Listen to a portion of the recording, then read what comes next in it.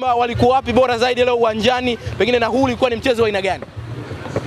Kwangu mimi nafikiri nidhamu ambayo Simba alikuwa nayo kwenye mchezo wa leo ndo imeweza kuwafikisha hapa walipo hivi sasa. Tazama namna ambavyo wameanza mechi kuanzia kipindi cha kwanza. Nidhamu ya kutosha, lakini ushapu wa kuweza kutafsiri makosa ya timu pinzani ndani ya uwanja. Uwezo binafsi wa mchezaji mmoja mmoja, namna ambavyo walikuwa wanafanya mikimbio kwenye maeneo sahihi. Elie Mpanzu miongoni mwa wachezaji ambao walikuwa na wakati mzuri sana kwenye mchezo wa leo. Nafikiri katika wachezaji ambao wamehusika kwenye ushindi wa leo kwa maana ndani ya dakika 90 Elie Mpanzu ni miongoni mwa wachezaji ambao wamefanya kazi kubwa sana. Uwezo binafsi wa kuweza kubadilisha makosa timu pinzani kuwa magoli amefanikiwa sana. Kwa hiyo nafikiri kwangu mimi approach ambayo Fadlu aliingia nayo kwenye mchezo wa leo kuna namna ambayo imemsaidia, kwa sababu kipindi cha kwanza alihitaji zaidi kumiliki mpira lakini hakutaka kukaa nao sana. Yani alikuwa ni mshapu kuachia mipira, lakini alikuwa anacheza kwa malengo, yani anacheza kwa future. Nafasi kadhaa ambazo amezipata akaweza kubadilisha kuwa magoli. Katika kitu ambacho Simba amefanikiwa kipindi cha kwanza ni kuwa na mabao mawili. Yani Simba kupata mabao mawili kipindi cha kwanza ilimsaidia sana kuweza kuwa mechi. Kwa nini? Kwa sababu imagine kama mfano mzuri, naamini kama Simba angeenda sare ama angepata goli moja kipindi cha kwanza, kipindi cha pili kimekuwa kigumu sana kwa upande wake, kwa sababu ya tabia ambazo Waarabu wamekuwa nazo. Miongoni mwa watu ambao wanapoteza muda zaidi duniani ni Waarabu. Na hii inathibitika sio tu kwa huu msimu. Wamekuwa na hiyo tabia kuanzia toka wapate uhuru, naweza ngasema toka kuanzishwa kwa mpira. Kwa hiyo nafikiri Fadlu aliona hilo na umuhimu ambao alikuwa nao ni kupata mabao kipindi cha kwanza, na amefanikiwa. Kipindi cha pili akaja akiwa anacheza kwa relax, kwa sababu kwanza natafuta bao moja lakini sihitaji kuruhusu bao. Tazama wachezaji wa Simba namna ambavyo walikuwa na wakati mzuri kuanzia nje ya uwanja, namna ambavyo walikuwa wanawahamasisha mashabiki zao kuweza kuwapa support, lakini namna ambavyo walikuwa wanajituma. Kuna nafasi kadhaa ambazo tulikuwa naona na kwenda kuwa hatari kwa upande wao, lakini uwezo binafsi wa wachezaji waliweza kuwa bora kuanzia dakika ya kwanza hadi ya mwisho.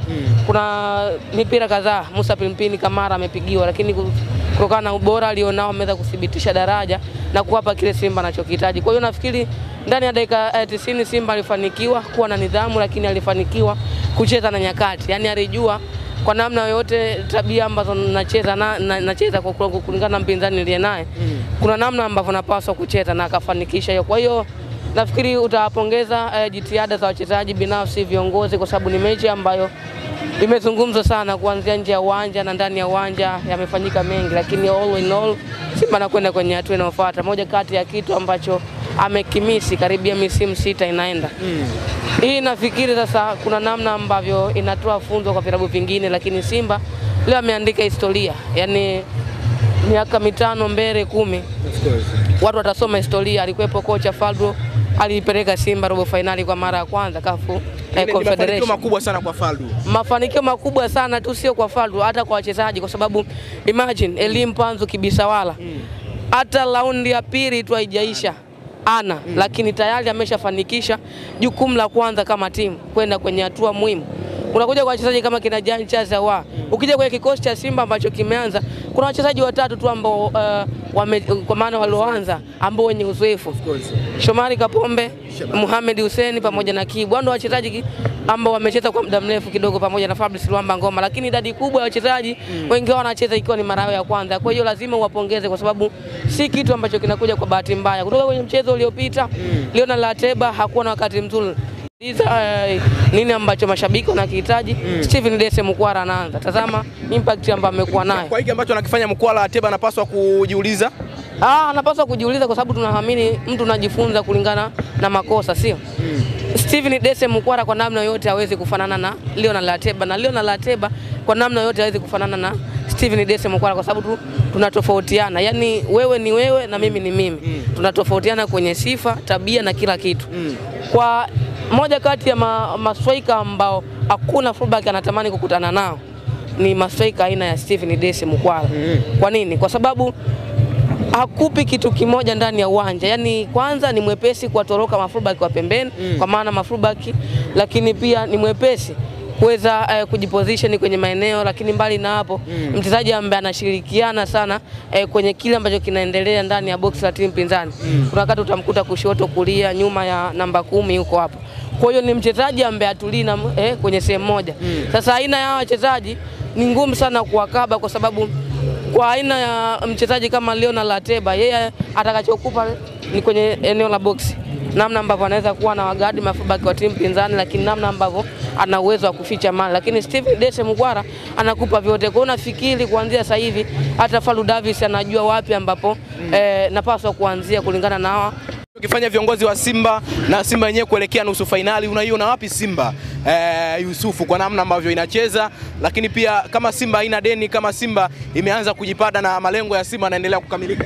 Ya Simba haina deni, yani ambaye anaidai Simba basi inabidi apitie kwangu. Kwa nini? Kwa sababu kwa kikosi ambacho anacho, idadi kubwa kama ambavyo nimezungumza kwa mara ya kwanza, lakini hadi hivi sasa kwenye michuano ya kimataifa kama hivyo, lakini ukija kwenye ligi kuu wako kwenye nafasi ya pili, CAF CRDB, kwa maana CRDB wako vizuri. Kwa hiyo nafikiri kwa viongozi ambao walisimamia usajili wa msimu wanastahili pongezi kubwa sana, kwa sababu unatazama aina ya wachezaji ambao wapo na kile ambacho nakiofa ni vitu viwili tofauti.